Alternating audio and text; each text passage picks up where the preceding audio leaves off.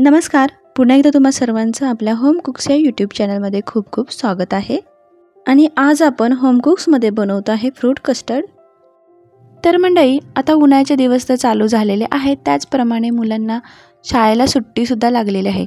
तर अशा वेळेला मुलं घरात बसून सतत थंड खाण्यासाठी हट्ट करत असतात. तर अशा वेळेला आपण काय द्यायचं बरं, असा भरपूर प्रश्न पडत असतो. कारण कायम तर आपण त्यांना आईस्क्रीम खायला देऊ शकत नाही.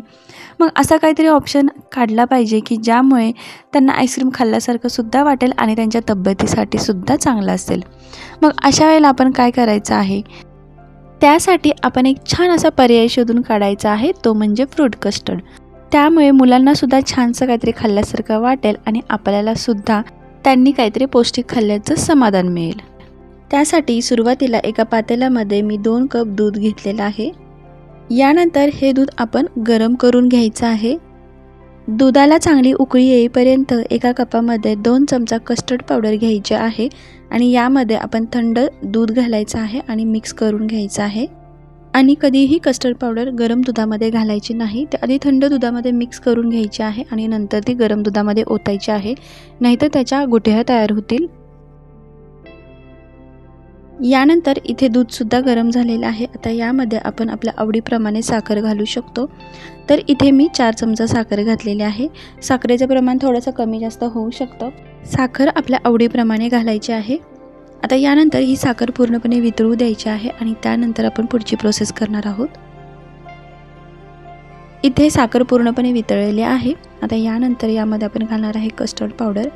तुम्ही इथे बघू शकता की मी पावडर घालत असताना इथे असं व्यवस्थित चमच्याने हलवते आहे आणि असं हलवत हलवत 1 मिनिटामध्येच आपलं घट्ट असं दूध तयार होतं. जर का तुम्हाला असं वाटलं की थोडंसं दूध घट्ट झालेलं नाही, तर पावडर कमी पडलेले असू शकते, तर तुम्ही आणखीन थोडीशी पावडर दुधामध्ये मिक्स करून घालू शकता. आणि यानंतर आपण गॅस बंद करायचा आहे आणि आता हे तयार झालेलं कस्टर्ड आपण थंड करायला ठेवून देऊया. आणि आता यानंतर आपल्याला लागणारे फळं आहेत ते आपण कापून घ्यायचे आहेत. आणि सगळ्यात महत्त्वाचं म्हणजे आपण इथे आपल्या आवडीप्रमाणे फळं वापरू शकतो. हेच पाहिजे तेच पाहिजे असं काही नाही.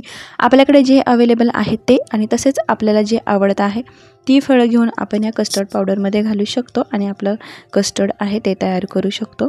चला तर मग आपल्याकडे जे फळं आहेत ती कट करून घेऊया.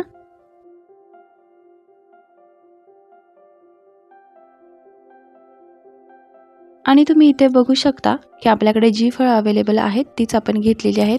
त्यामध्ये आहे केळ, द्राक्ष, डाळिंब आणि सफरचंद. आता या फळांमध्ये एकदम रूम टेम्परेचरवरती आलेलं आपण जे तयार केलेलं कस्टर्ड आहे ते घालून घ्यायचं आहे आणि ते पूर्णपणे मिक्स करून घ्यायचं आहे. आता हे तयार झालेलं फ्रूट कस्टर्ड आपण कमीत कमी 1 तासासाठी फ्रीजमध्ये ठेवून द्यायचं आहे आणि पूर्णपणे थंड करून घ्यायचं आहे आणि त्यानंतरच खायचं आहे. तर मंडळी, इथे झालेले आहे आपली फ्रूट कस्टर्ड तयार. तर आपली ही साधी सोपी रेसिपी कशी वाटली मला कमेंट बॉक्समध्ये नक्की सांगा. आवडल्यास तुम्ही ट्राय करून नक्की पहा, कारण एकदम झटपट होते. आणि अशाच नवनवीन रेसिपींसाठी आपल्या होम कुक्स या यूट्यूब चॅनलला नक्की सबस्क्राईब करा. चला तर मग भेटूया आता अशाच आणखीन एक नवीन रेसिपीमध्ये. तोपर्यंत बाय.